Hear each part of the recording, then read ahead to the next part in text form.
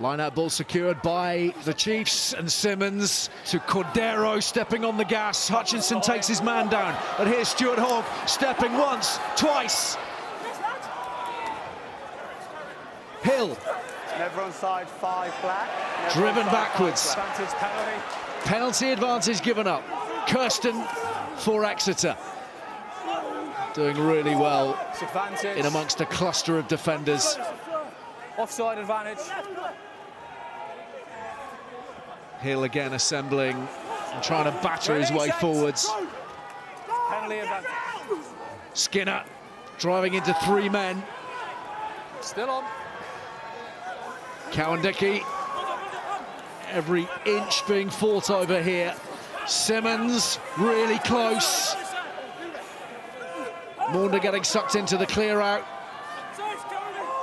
Preserving that possession as best they can. Moon denied. Painter locked in.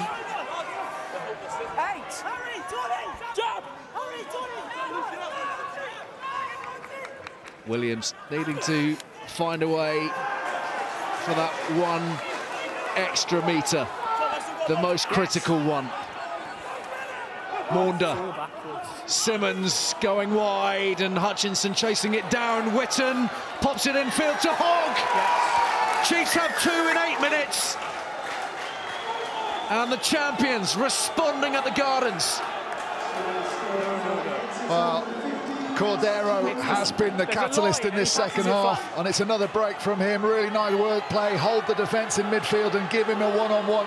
He takes it, gives the ball back to Hogg. Great step from him to get them near the line, and then it was the patience. Northampton defence good again in and around the 5-metre line. And as a result, though, Northampton had to get so narrow, 1-man advantage. The ball over the top just beats Hutchinson, doesn't it? Who'd read it really well, had to come from a long way. And having dragged Hutchinson out, the ball back inside, past Naiyaravoro to Hogg, and over the line. And in the blink of an eye, Exeter right back in it. 4th try and 6 for Stuart Hogg. And little by little,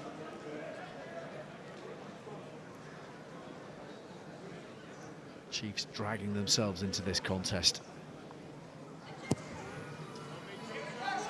No trouble this time for Joe Simmons. It's 18 points to 10. We often hear Rob Baxter, Ben, don't we, talking about breaking sides down over 80 minutes.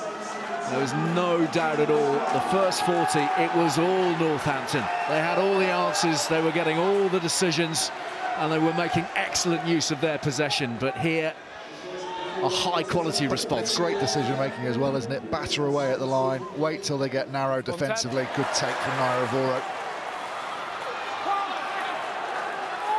Carried up by Waller. Northampton looking forward to a little bit of time in possession. Hutchinson darts past Hill, fires that on its way, picked up by Proctor on the bounce. Hogg has missed it. Here's Ludlam. Tackle from Simmons. In comes Hogg. I have that as a knock on here. Oh, we got a knock on here, called in by Sarah Cox. Here. Yeah, does Proctor just touch it and nudge it forward on the pass? Defensively, Chiefs were all over the place then. They did well to cover back in the end. I thought this was more of a half volley pick-up. That goes backwards. Doesn't touch the floor after he touches the hand. I think that's wrong. He gets it as it bounces on the floor, and it pops up into his hands. So. 11 White said. No, he knocks it on. Oh, he does, yeah. It's a genuine, it's a better angle. Good decision. We make it live. Yeah. 14 is being changed. You're 14. Let's bring in Rob Baxter, Director of Rugby for the Chiefs. Rob, tell us first of all, what was your message at half-time? Well, firstly, just did we fancy going out and trying to win the game? Because that obviously gives you your first kind of directive as getting any coaching points, and then probably to stop changing what we did, because Northampton had 14 men. We changed 4 or 5 things. You guys might not be aware of it around some of our attack and some of the things we were doing. I think based around the fact that Northampton had 14 men rather than getting on with what we do when we've got 15. So things around some of our support around carries and clear out was very particular, very peculiar for us. Some of the stuff we changed at line out was completely unnecessary. And I also think, you know, we've got an element, there's an element of distraction for us, whatever it was coming into the game, but not quite a clear mindset of what was required today. And I think we've just probably decluttered at half-time. At the end of the day, when you're 18 points down at half-time, you've got some very easy decisions to make, haven't you? You've got to decide to go out and win the game, otherwise you're just going to roll over and get a stuffing. So we just gave some clarity at half-time, really, and just hopefully that will allow us to play like we play. Rob, just a really quick one. Cordero's just made the last 2 breaks that have led to the tries. He's just been substituted. Is that an injury or a tactical thing? Just we're watching him now. Just watching him now. He started stretching. And we're just a bit concerned that obviously while the pace of the game stays high, we just want to be able to keep playing at a high pace. Thanks very much for your time, Rob. Thanks very much.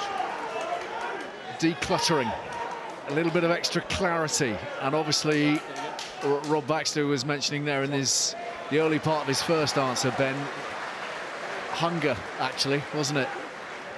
Yeah, it's sometimes difficult, isn't it?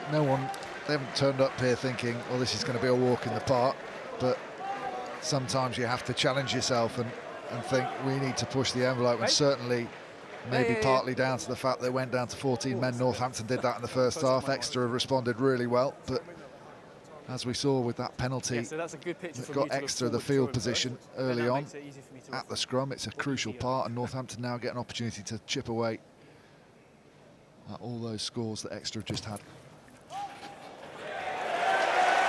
And Dan Bigger lands it from 40 metres plus. 21 points to 12. A little bit of breathing space after a hectic first 10 minutes or so of this second period. We were talking at half-time, Austin, weren't we, about the energy and the feel of Franklin's Gardens, and there's no doubt that Saints really did feed off that in that opening 40 minutes. Yeah, if there's ever a time you wanted to cancel that 10-minute break, that was it. They ran off the field, but then you sit down, you take a breath, and you come out. It's very difficult to rebuild that energy without something big happening in the game. Conceding 2 tries probably isn't enough. Use that. James. Hogg and Simmons in the backfield for Exeter.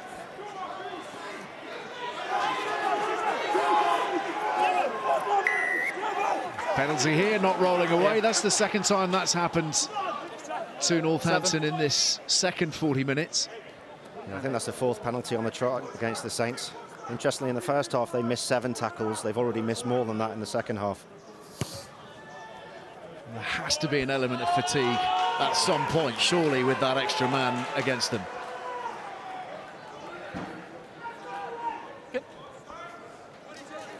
Just because there's 2 players, aren't there, lying in the tackle there. I think if it's just Ludlam, he probably gets away with it, but 9 can't see the ball. 6. So that substitution that Austin mentioned to Rob Baxter involving Facundo Cordero has brought Ollie Devoto onto the field. It's pushed Witten out to the wing. He's on the right wing now, far away on the far side.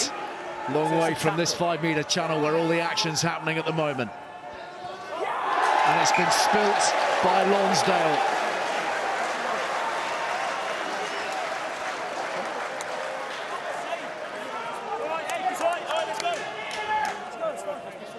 Compounded, no doubt, by the Saints supporters.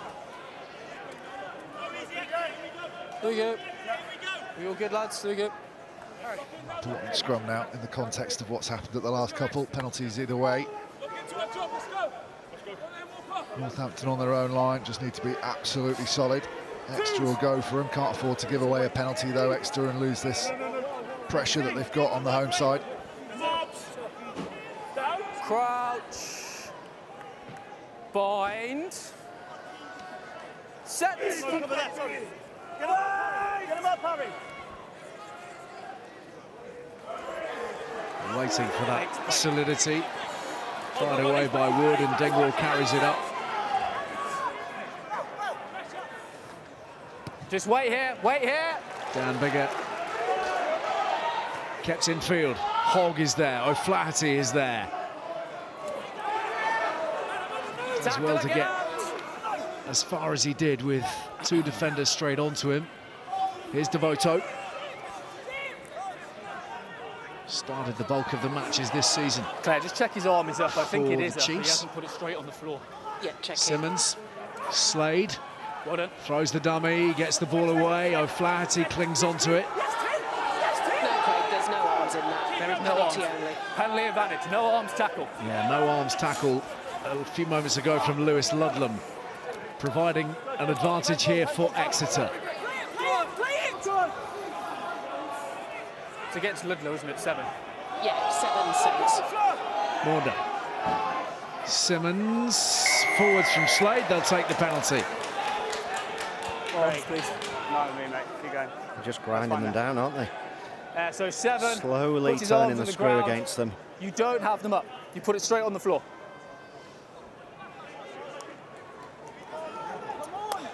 That's. It comes forward with the left hand there. I always think it's the shape of your hand. It begins low in the wrong position that makes it look like a shoulder, but then he turns it in the actual course of the tackle. I think what they're saying is because his right hand's on the floor, Yeah. it's not the wrap of the arms. That's what they're looking at. Both arms up. Kick it. No, talk to you. Very difficult to do when you're trying to get that low. Slightly further upfield this time for Henry Slade, who's going to do his level best to put this right into the corner. He hasn't bitten off all that much, as it turns out. We've spoken about this many times before, Ben, but the difference between being 10 metres out and 5 metres out is really quite a lot. It's a bit further than 10 as well, isn't it? We were directly in line with that. That was a good 5 metres further forward than where it went out. Change at 9. Townsend for Maunder.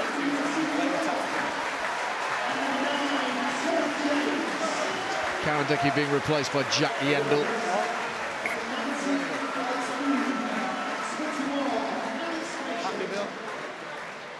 Okay, thank you. You coming in, yeah? Brilliant. Alex Time Moon on. coming on for Ratuni Yarawa as well. And a change at 9 for them. Also, Mitchell for James, but this is all about Exeter as they drive from 10 metres out. And they are working this very nicely, and they have an advantage. Williams goes to ground, picked up and driven onwards by Townsend. First touch, third try. Now they're well within range. Well, the power change in this game has been huge, hasn't it? A lot of penalties given away by Northampton just because Exeter have started winning the collisions. And here they go to the drive and the power comes on again, a little bit too upright, much too upright from the Saints defence. They're short of a body in there anyway, and they're all fighting as individuals. No one looking at what each other's doing, and Yeah, all good, Craig. 2 penalties in the build-up to that would have been given, potentially a yellow card as well, but Townsend doesn't need that. Spots the opportunity, no guard at home, scores the try. 50th appearance last week in the Premiership.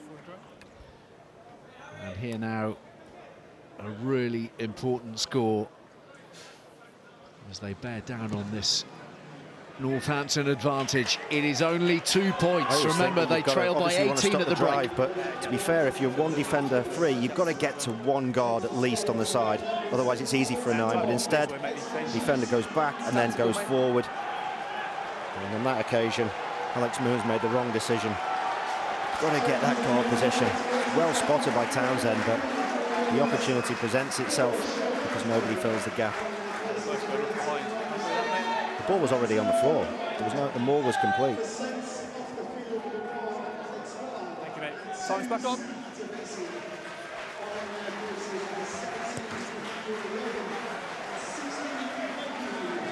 Not only a 2-point ball game, but now the Chiefs just 1 try away from a bonus point, which would mean that Sale would have to go to Sandy Park and get a bonus point win themselves to get a home semi-final if the Chiefs go on to win this game. Yeah, a bonus point win and deny Exeter anything themselves, but all that to come. Offload from Freeman to Bigger. Laws.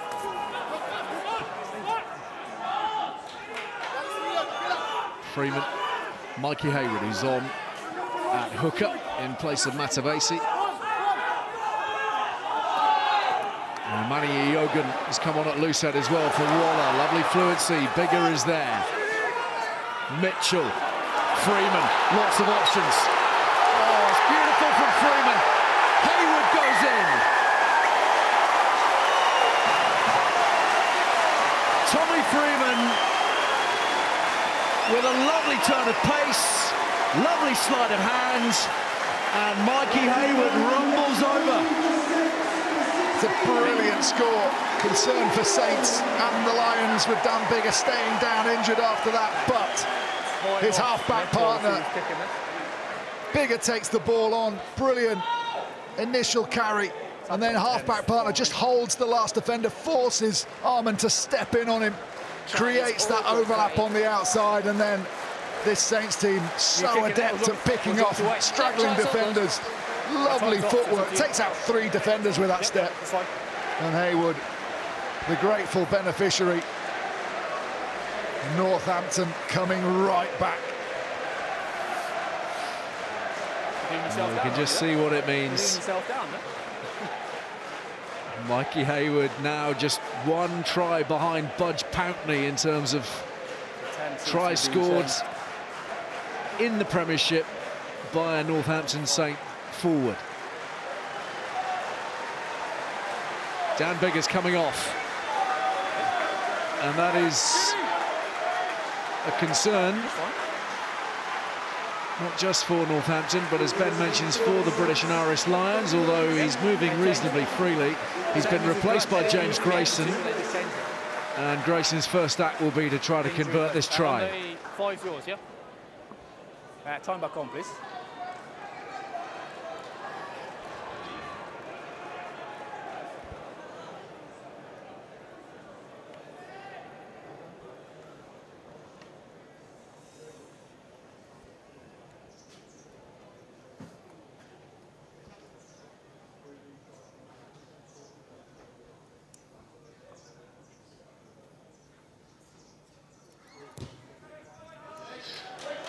Oh, it just straightened for a minute, and I thought it was going to wobble its way back in there. But what a great try from the Saints. First the carry from Biggar, and then Mitchell just setting up the short side. This footwork, there's 2 defenders in front of him. He goes outside and then steps back to the inside. That turns both of their shoulders. Watch how they both have to turn back to the inside, and then he puts the ball back out. It is brilliant play from Freeman. Well, he's been exceptional, hasn't he? Started 10 of the last 13.